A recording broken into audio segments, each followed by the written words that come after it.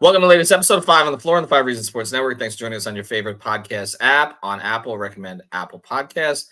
On Android, recommend the 5 Reasons YouTube channel or Spotify. Also, check out Off the Floor. That's our Discord server. Communicate with us and Heat fans all day long on 10 different channels. Also, suggest topics for episodes. We're going to be leaning on Off the Floor heavily in August. Trust me. Check it out. Link is right here in the description. Also, check out the great sponsors, the 5 Reasons Sports Network, including our friend Lynette. You can find her at insurancebylynette.com. You can also find her on our Discord, on our playback channels. She's everywhere. Huge Miami Heat fan. 954-581-8800. 954-581-8800. If you have a bad driving record, we especially recommend her because she will take care of you. Based in Lauderhill, services the entire Tri-County area. Again, it's insurancebylynette.com. 2 N's, 2 T's. Get your insurance from a huge Miami Heat fan. And now, today's episode. Down the Biscayne. Yeah. 5 on the floor. Ride for my dogs. Where here's the thing. You can check the score. Hustle hard, couple scars, wearing bubble frogs. Just like Butler said, you in trouble, y'all. Kept the floor playing. Got an all band. Y'all seen the block. Stop with one hand. And Pat we trust. It's power, have the guts. We're here to bring the heat. Y'all can hang it up. Welcome to 5 on the Floor, a daily insider show on the Miami Heat and the NBA, featuring Ethan Skolnick, Greg Sylvander, and Alex Toledo, plus others from the 5 Reasons Sports Network. All right, welcome back to 5 on the Floor. Here's today's floor plan. I'm Ethan Skolnick. You can follow me at Ethan J. Skolnick and the 5 Reasons Sports. Got Bryan Fonseca. You can follow him at Bryan Fonseca NY. And Greg Sylvander. You can follow him at Greg Sylvander. Check out the last episode that I did with Alex. We went through 3 veterans in their 30s, role players at this point of their careers, and who's going to play the most? Josh Richardson, Kevin Love, and Alec Burks. Interesting debate, and I came down in a place I did not think I would come down, actually. I went with the new guy. So we'll see how that plays out, at least for the first half of the season. Bryan is nodding his head. We're going to pivot a little bit, though, today to Team USA. The Olympics are coming up in Paris.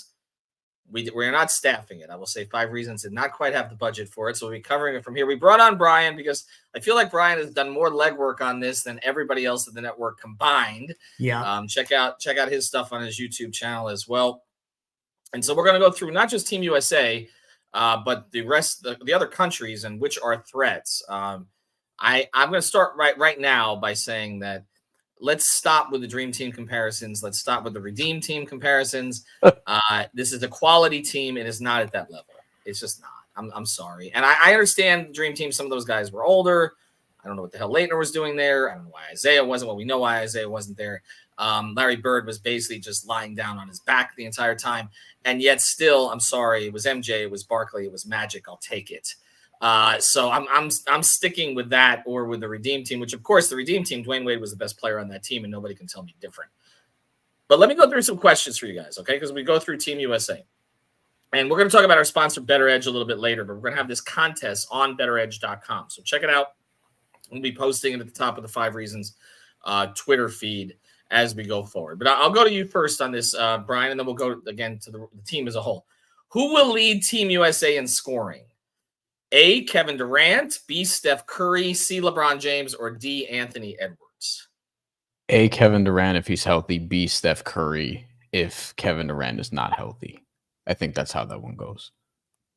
Greg, you go a different direction here? No, I'm Steph Curry all day, Really? regardless of KD. See, I think it's KD. I think it's KD if he's healthy. Well, why do you say Steph? Because I don't know. I don't know if he's going to get the volume up that he does typically. That's what I'm counting on, I guess. I think that just his 3-point shooting and the fact that he can go off in quarters and have, a 10-point quarter, that kind of thing. In this format, like, you don't need to average much more than 21 a game, something like that. I don't know. I'm completely just going off the top of my head, but I think he can get that. Free throws come into play. He doesn't miss many of those. I don't know. That's even though KD is the quintessential player for this, when you look at this format and the way that they play, I think Steph has the edge. Can any case be made for Anthony Edwards? No, he does too much stupid shit. Like when he plays, he should be the 6th man, I suppose. I have other thoughts on the starting lineup that we can get to, but involving a Miami Heat player potentially. But I Yeah. think that I'm with you in that terms, way, but yeah. But in terms of the scoring, I mean, Anthony Edwards, I just don't think he's gonna have consistently like this team is not ready for the young guys to make it their team. Like they're not at that stage yet. You watch the scrimmages, and I try not to put too much on the scrimmages because after all, they're scrimmages. Team USA famously in 2021, leading up to the Olympics, lost to Nigeria and Australia back-to-back games. Also, people forget, lost to France in group play, didn't even win their group, and ended up winning the gold medal barely against France anyway, a French team who's better now. We'll get to that in a little bit, but in terms of scoring, yeah, the leading scorer for Team USA doesn't typically get 20 points a game, typically doesn't need to. Kevin Durant did last Olympics, but that's because that team was pretty thin as it relates to Team USA teams. We just happened to be dealing with the pandemic as all this was going on. So that's part of it. I think in this roster, I would expect it to be Durant or Curry. Curry has a pathway via the shooting because one of the problems that this team has is that they don't shoot enough threes.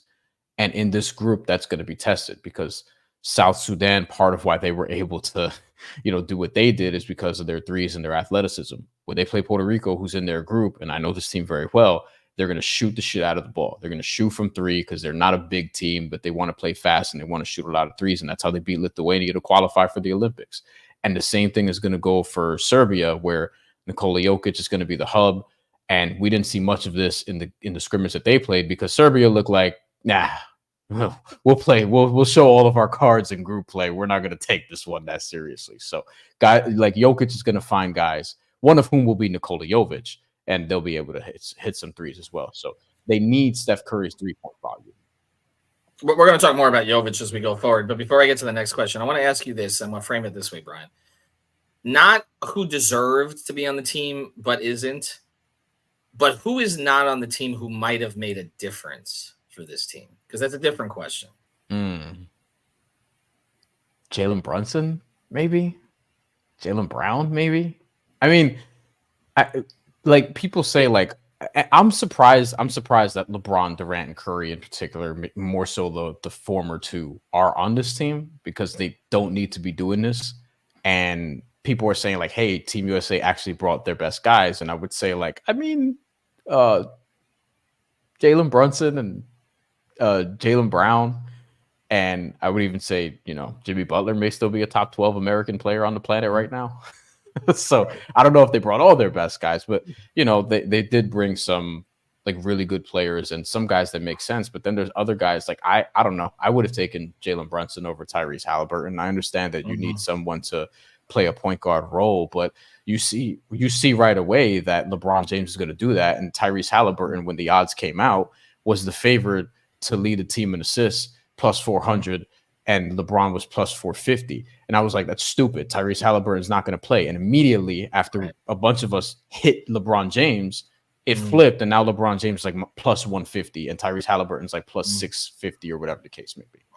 Yeah, that's going to be one of the questions. But it's interesting. I look at it and I understand the Jaylen Brown thing. I do. I don't know that he would have made that much of a difference. I think Brunson is the guy that I would have taken. Honestly, I mean, Jimmy's just such a hard argument because I don't even know if he knows the Olympics are going on. He might be in Paris and just might bump into it. But that's a good point. Greg, let me give you this one. Then I'll throw this one at you. Who will lead Team USA in rebounding? Again, you're going to be able to play this on Better Edge. A, Joel Embiid. B, Bam Adebayo. C, Anthony Davis. Or D, someone else. C, Anthony Davis all day. Without a question. I just think that there's so many versatile lineups that he fits in. He's basically everything we're saying about Bam. Anthony Davis is doing similar things defensively, but also, scoring the ball early. I mean, in the tournament, I think he's at I'm looking now, almost 12 points a game, 10 rebounds. I think that you should continue to see him be the leading rebounder on the team, even though I wish I could say Bam is doing other things. And, this is really Anthony Davis's category to lose. I'm with you. I wonder when they're going to figure out they can't play Embiid so much. Brian. Like, This is I mean, what it I'm feels like waiting a for. promise at this point, right? It just feels Mhm. like they promised him he would start. And I'm not going to question his greatness in the NBA, but to me, he's the third best center on this team for this particular competition. Yeah, I hope that USA plays France at some point. Could be an interesting final if it gets to that point, because I think people from France could potentially boo the shit out of Joel Embiid because he decided to get French citizenship. They streamlined the process for him, and apparently this is hard to get French citizenship. You know, people born out there and trying to, like, just in any country, like it's difficult, right? When you're trying to get citizenship and you live there, whatever the case may be.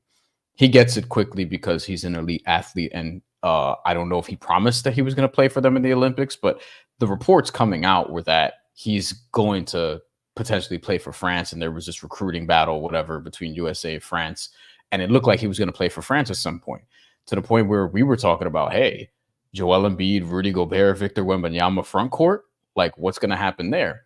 He decides to play for Team USA. Frederick Weiss, who famously is the guy that Vince Carter jumped over and dunked on, he had some comments about Joel Embiid that were scathing, that you should all look up as you're hearing this. And Joel Embiid decides to play for Team USA. And immediately a lot of people were like, oh man, like they're going to kill everybody, whatever. And I'm like, Joel Embiid is not really a fit for what this style of basketball, which is really good basketball, is. Dudes don't really play the way he does necessarily. Like, there are guys with low post skills who can pass well, but he holds the ball a lot. He tries to flop around and still get fouls, and he thinks that that's going to work, and it's not really the case. Bam should be starting on this team just because, and honestly, I think Bam should be starting with Anthony Davis, especially if Bam's going to shoot threes. Like, I think those lineups, when those two play defensively, you have questions about them in terms of the spacing or whatever, but I seriously would start when Kevin Durant's healthy. LeBron James, Steph Curry, Kevin Durant, Bam, and Anthony Davis. That's who I would just start. You're honestly. going big. You're going big. That's, You could in this tournament, because you still have like Tatum coming off the bench. You have Joel Embiid. Let him wreck second units with Anthony Edwards, whatever. Right? Like how are you? Let me ask you this: how are you guarding? Let me just ask this: how are you guarding the perimeter with that group? Like, if you run into a really good, I mean, LeBron. Look, LeBron. I mean, is a marvel, right? But I mean, he's 40. Steph has never been an elite defender, and now he's in his mid-30s. You don't have a Kawhi in that group, right? You know, or a prime Kawhi. You don't have that guy. I mean, Bam, I guess is. I mean, right. You have a Bam. That's the thing. I guess you can't guard anybody. I mean, when you play the Puerto Rican national team, whose two best players are Jose Alvarado and Tremont Waters. Yeah. Neither of them are 6 feet tall. Jose Alvarado might be. Like, I think you're. I mean, Bron's gonna guard them. No, I mean, I don't. Yeah, like Bron chasing Alvarado around. I don't know. That's where that can be an issue. But on the flip side, I'm not sure that, you know, George Condit on the interior is gonna have a fun time with Anthony Davis and Bam Adebayo. Like, that's a trade-off you're willing to make, is the point. Now against Serbia, it gets interesting because Bogdan Bogdanovic is going to be out there just jacking from three. What are you going to do about that? But I think with Bam sort of being the roamer and guarding the perimeter and Anthony Davis being on the inside, like, you know, functionally, if you play Bam in that role, like, I think that makes a lot of sense, because he's going to have a defender with support. And then, you know, Miami Heat fans are going to watch this and be like, hey, they can do that with him and Kel'el Ware, you know, when the season starts. Well, that's what's coming. I mean, Spo's never going to hear the end of it. He's going to be like sitting there watching this with Bam essentially playing the 4. Sorry, Sean. Essentially, I mean, Anthony Davis doesn't like to call himself a 5 either. So, you know, and then we're going to come back and Spo's going to be playing, you know, Bam at the 5 with Haywood Highsmith at the 4. And Heat fans are going to freak out. All right, let me go to this. We'll get to some of the other teams again after the break. But, Greg, let me get to the next question. Well, actually, Brian, you already hit this one, kind of. Who will lead Team USA in assists? I had this one. Halliburton, Curry, LeBron, or someone else. You're going with LeBron, so am I. Yes. Who will average more points? We kind of did this one too. Steph or Durant? I'm saying Durant. You guys are saying Steph. I'm saying Durant also. Durant if he's healthy. Durant. I'm saying Durant. Durant if he's healthy. Who will average more points, LeBron or Anthony Edwards? I'm going to go Bron. Yeah, me too. I think he's just going to play more. Yeah. And he's the best player on this team, which should really not be the case in 2024, which makes you really worry. It makes you really worry about Team USA in 2028. I gotta be honest. Well, he might come back. He's not gonna leave the spotlight. I'll give this one to Greg. Who will average more points, Jason Tatum or Justice Winslow? I mean, Jason Tatum or Devin Booker? That's a good question. So far, Jason Tatum averages 6 points, and where are we with Devin Booker? 7 points. So this is pretty even. I'm actually going to lean in the direction of Jason Tatum here. I think that despite the fact he's a Celtic, that he'll figure out enough offensively with that second unit, and ultimately he'll average more points. I don't really like Devin Booker with the starters. I think that that's a weird fit. I guess I understand functionally why they're doing that, but as to Brian's point, Joel Embiid kind of messes the whole thing up for me. Right. So, but anyway, back to the question. I'm going with now I've lost the name. You're going with Tatum. You're going with Tatum. Thank you over Devin Booker. Thank you. I'm going with Booker. Brian, I just have to go against Tatum at all times. No matter how they try to crown him. Brian, break this tie. I think I'm going with Booker also, but it's not something I would bet. I'll put it to you that way. Like I don't. Well, there's not a lot you would bet, so I'll say that's a big thing. All right, Drew Holiday, one of my favorite players on this team. Mm-hmm. Will he average more or less than 18 minutes? Well, he didn't. I think he was over that in the scrimmages, but they're going to need his defense on the perimeter to the point you made earlier about who's going to stop guys. It's still like it kind of depends on how much you're going to play Joel Embiid, because if you're playing Drew Holiday, that means you're kind of going with a smaller look. Because he's not going to play for Curry a ton. He'll play with Stephen Curry because you want to keep Curry, LeBron, and if Kevin Durant's out there, Kevin Durant. I'll probably go a little bit over. I'll probably say like an even 20. People have to remember these games are 40 minutes, so it won't be much over. And if you look at the best teams in Europe, a lot of and this is that style of play, a lot of the best players are playing like, no joke, 24, 25, 26 minutes a game. This isn't the NBA where guys are playing 40 minutes consistently. This is just not that. All right. Two more, and then on the other side, we'll get into some more team dynamic type stuff. Where will Team USA finish? Gold, silver, bronze, or out of the money? Despite what they've looked like, I'm going to say that they get the gold. I'm going to say they figure it out. And I also don't love all the opposition, and we're going to get into those teams in a little bit. So for me, Team USA, the prohibitive favorite, and they'll get it done. Brian? I think they'll get it done. However, on the show I did at Action Network, where we talked about this on buckets, one of my favorite bets for the Olympics was continent winner for the gold medal and taking Europe at like plus 500, plus 550, just because there's no value in looking at Team USA from a betting standpoint right now. They're like 4-1, like minus 400 favorites. It's ridiculous. Once they get tested a little bit, maybe that drops and then you can go back into Team USA. But for me, while I think they should win, I'd be very nervous about, hey, they start with Serbia. And then after that, like whoever they play in the quarterfinal, like these teams are getting closer and closer and closer to beating Team USA. And again, like looking forward, I mean, we'll see what Cooper Flagg and Jason Tatum do in 2028, but I don't know. We'll see, because France is good right now. Germany won the World Cup. Canada is there. Australia is deep in experience. Like there's a lot out there. Well, I wonder if Hawkins is going to play for Mexico or the U.S. That will determine where this goes. And last one here before the break, the Olympic MVP will be LeBron, Durant, someone else from Team USA, or someone from another nation. LeBron. I'm 100% in on LeBron. I feel like that they're kind of. They need him too much. Yeah, I mean, they're following his lead here, and for better or worse. But I think ultimately, how can you bet against it? Yeah, it's him or Durant. I feel like. Yeah, I feel that way Maybe too. Curry. I think it's Braun. They're setting this whole thing up as the Braun Olympics. He's going to carry the flag. We know this, Documentary's coming. The whole thing, Space Jam 3, it's all coming. All right.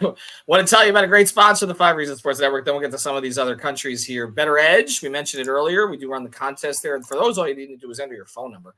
But you can bet Better Edge every single day. What's the difference between this and the other legal sports books? There's no VIG. That means you're not giving away money to the house. Also, you can find the line that you want by searching their marketplace. This is the premier sports betting marketplace that exists, legal in the state of Florida and 45 other states. So check it out. Better, and that's just not the one that Greg lives in. BetterEdge.com. Use the code 5RSN. 5RSN, it's number 5RSN, and you get $20 to play. All right, so let's go through some of the others here, Brian. Let's start with Serbia because the Heat kind of, and there's the Heat matchup. So what's interesting, the Heat is, you mentioned earlier, Jovic is going to guard Bam, right? And vice versa. Maybe. Seems like it. Maybe. At least for a few minutes. Right? I wonder how that's going to go. So just tell me, because look, obviously everyone's going to focus on Jokic and Heat fans are going to focus on Jovic. How is their guard and perimeter play? I mean, I saw some of it in the World Cup, but is it good enough? And how good is Jokic in this format? I guess that's better than Embiid, but like, is he? I mean, he's not as dominant as he is in the NBA.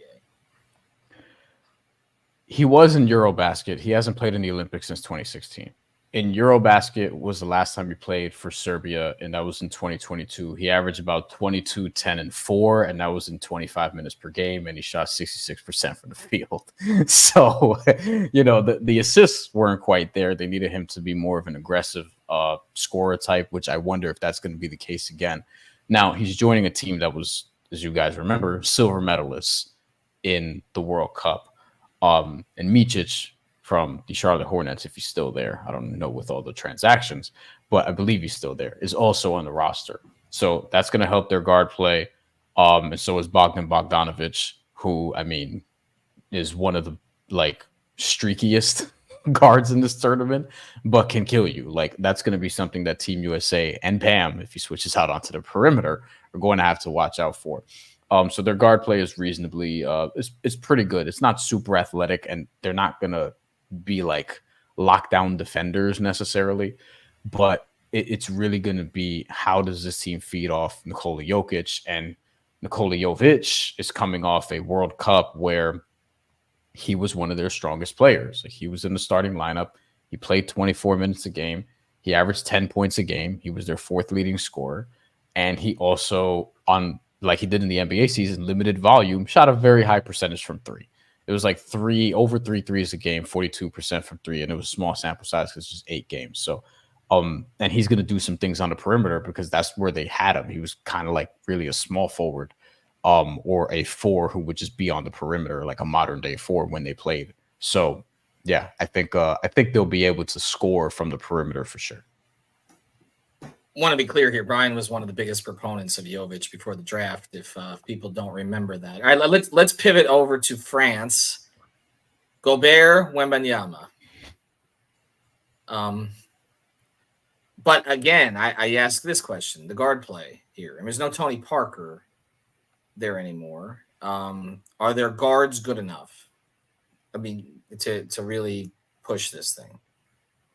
They're older, but Evan Fournier, who has been their leading scorer and France's leading scorer as a whole in their last 5 major competitions. So this is going back several years at this point. It includes the last Olympics, Eurobasket, the World Cup before that, the last 2 World Cups, actually. This is a team that's looking for like redemption because they were one of the World Cup favorites last year. Obviously, Team USA was the favorite, but they were a team where it was like, hey, like, if you're going to fade Team USA, this is a team to look at. And they were the first teams eliminated because Canada immediately smacked them by 30. Then they lost to Latvia, which was an upset. And they got embarrassed, and they were basically the first team out. And the only reason they're even in the Olympics is because they're the hosts. They didn't actually have to qualify. So if they weren't the hosts, they would have had to play in a qualification tournament. And it would have been interesting to see if they would have gotten out of that. But because they dodged a bullet there, now this team is sort of reloaded because they add Victor Wembanyama, who might already be a top 10 player in the NBA when healthy. Right. You know, Frank Ntilikina is back on the team, which is not a small thing. He's going to help their perimeter defense. And Bilal Coulibaly is also going to be making his national team, I believe, senior national team debut, Olympics-wise. He's never been in the Olympics before, that's for sure. They still have Nando De Colo, who has been a long-time staple in their backcourt. He's got to be 85 years old at this point. You know, like, Nick Batum too, doesn't he start? He's not far from 40. Yeah, DeColo. I think they're gonna start with DeColo, 48, Batum, Wemby, and Gobert. I think is how DeColo's the only European player that Pop wouldn't play. I mean, literally brought him over. He got like no minutes at all.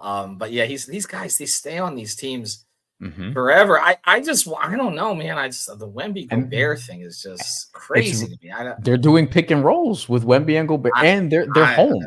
France is home. That's the other thing. And I wonder how much it's going to play into an advantage here, because we haven't in a while have had a team that could actually win this be the home team. Because the last Olympics were in Tokyo, and Japan, with all due respect, and I think they're probably the weakest team in these Olympics. Their men's team, their women's team is actually really good. Their men's team is just not great. Before that, 2012 was Brazil, I believe, and you know they're in this tournament. They're one of the weaker teams here. You know, and then before that, like, you have to go back a while to find like a really good host, and I wonder how France is going to feed off that crowd. All right, I'm going to let Greg jump in here at the end, and we're going to do some little bit of Bam stuff to close. But I'm going to put you on the spot here, Brian, because I know this is close to your heart, and but I got to do this. Which team has a better chance to medal? Canada or Puerto Rico? Canada. we just don't have enough. We're guard heavy team. Jose Alvarado's super fun internationally. Tremont Waters, Julian Strawther should be on this team. If Julian Strawther was on this team, which he will be at some point, and I think he'll have a breakout season with the Nuggets this year, hopefully, they're going to need him for their sake. But you know, he's not on this team. Reed on the team? Devon Reed is on the team, so we got the other Miami Nuggets Hurricane player. Yes, yep. Devon Reed is on this team. You could find out about the lineage yourselves. You know. And to listen, a lot of people from Miami listen to this. Puerto Rico's got a Cuban on their team, Ismael Romero, who plays on the Puerto Rican national team and in the Puerto Rican League, and also played in Mexico before. He defected from Cuba to Puerto Rico. They took him on a national team, and he's basically like a Cuban Puerto Rican poor man's Amari Stoudemire. Basically, what he is. So you're going with Canada? Yes, unfortunately. I mean, that backcourt. I don't know if Puerto Rico's going to make it to the quarterfinals, because South Sudan is like, they could beat them, and then the point differential once you factor Luol that in. Deng's done an amazing job with that group. I remember when Luol started to put that stuff together with all those Africa trips he was making, and the tournaments that he's running over there, the charity stuff and everything, and now look at that program that he's built. They have a kid going to Duke. They have a kid that's going to go to Duke and be a lottery pick next year. Puerto Rico beat them in the World Cup in overtime, but I don't know if they're going to do it again. Well, Deng's got the lineage with Duke for sure. I'm happy for him too, because it was a big passion project for him. But Canada, that backcourt, can they get enough from KO? I guess that's the other thing. We may see. He's the captain. See him again. I know. He's a lot of people are picking Canada to be like the sleeper team that can take Team USA down and win this thing. They're the sexy. How are they going to guard their guards? That's my question for you, Brian. Like, that's what I'm saying. Like, Drew's going to play like that. Who else on this team is going to guard them? Well, Canada has an issue first because they're in the group of death. So Group A is just monstrous. Like, it's Canada, Spain, Greece, and Australia. Australia medaled last Olympics. They're bringing back a lot of those same guys. They added Dyson Daniels, which is going to help. They don't have Matisse Thybulle anymore. They've never had Ben Simmons, so he's not a loss. But it's still a lot of the same guys: Patty Mills, Nick Kay, Joe Ingles, Josh Green, I believe, is back as well. Like, this is a team that I think they're good enough to win that group, and that's saying something because a bunch of these teams probably are. Spain has the pedigree. I don't think this is an appreciably really good Spanish team. Like, they don't have a Gasol brother, but they have the two Hernan Gomez's, so that's fun. Usman Garuba. But Canada's gonna have to deal with them, and then also Giannis on Greece. Giannis, Thomas Walkup, who's one of their guards, who's really good. Nick Calathis, who's probably one of the best playmakers, still out here doing it. Nick Calathis also. Florida, still, pride of a Gator through and through. yeah. But Canada has, like, in terms of top end talent, they're the second best team in this tournament in terms of just purely talent. But France has had guys that have played together longer. Australia's had guys that have played together longer. Like, this is the thing, and people have to look at this tournament, even though Team USA has often won. But we've been saying for years, hey, the game is getting more global. The gap is closing a little bit. Team USA is having more close games. Team USA is starting to lose more games than they used to because they never lost before. And ever since Coach K left, it's been a different sort of program. Part of this is, with everyone catching up to them, you have to look at this as more of a March Madness style tournament than an NBA playoffs, because you have group play, and then after that, it's just strictly just single elimination, and shit happens, upsets happen. It doesn't happen as often as March Madness, but it happens more often than, I guess, your standard NBA playoffs, because these aren't series. These are just like, it's group play, and then boom, there's your tournament. Greg, I'm gonna let you close the loop on this. We get back to Bam. And we did a little bit of this on a previous episode. What do you want to see from him that will translate? Like, not just make Heat fans proud, but that he can take with him into the season. Oh, it's the corner three all day. I mean, we're gonna go cut straight to the chase. Like, if he's doing that consistently and Spoelstra sitting there watching it, I just think that there's ways to implement that a little bit more and figure out if that can become more of a viable threat throughout the season, and not just like a sprinkling in that happens here or there. If he can get up, an attempt a game, 2 attempts a game, like, that would be a huge jump for him. And I just think that it could unlock a lot of things for this team. So that's what I'm looking for, because he's doing all the other stuff. Like, he's awesome on defense. They're going to rely on him. That's why I think Drew Holiday, to your point earlier, Ethan, he's going to play because he does the things that he doesn't need the ball in his hands, and he plays defense. And I think that lends itself well for him, and also Bam Adebayo in this tournament. So he'll find his way onto the floor. It's just seeing him expand his game. I think that's what all Heat fans are hoping for. And this is just that next evolutionary step for him to step out there and start hitting them and taking them consistently. No, I think that's a good on the court thing. I'll just close with this. I said as a previous, to me, it's the off the court stuff. I think he's going to come back with enormous confidence. I think we underestimate, like, spending time with LeBron James and Steph Curry and KD in this setting, and them trusting you, like, is going to be a huge thing that he brings back. And I saw KD, there was a quote from KD about his first experience with the team and how much he took of that. What he learned was join a team that won 73 games. But there are other things apparently that he learned over time. And I just think Bam's going to come back with a totally different mindset on this stuff. And the fact that Spo is there to see it, that is huge to me, because I think it's going to be empowering for Spo in terms of different kinds of things he trusts Bam with this year. I actually think Bam might enjoy being captain this year, whereas I know that he did not enjoy it last year. I want to thank Bryan. Check out all of his work. Thanks to Greg. Thanks to our sponsors, insurancebythenet.com. Better Edge. Enter in there. We're going to give away, I'm going to give away 2 pieces of 5 Reasons merchandise to the winner, 1 to second place. We'll just give away stuff. So enter the contest. The phone number is going to be, all you got to do is enter your phone number. We're going to put the link right there on the top of the Twitter page, 5 Reasons Sports, number 5 Reasons Sports. That'll be up as soon as Thursday morning. Have a good one, everybody. Thank you for listening to the 5 on the Floor on the 5 Reasons Sports Network. After all, someone needs to listen to my dad.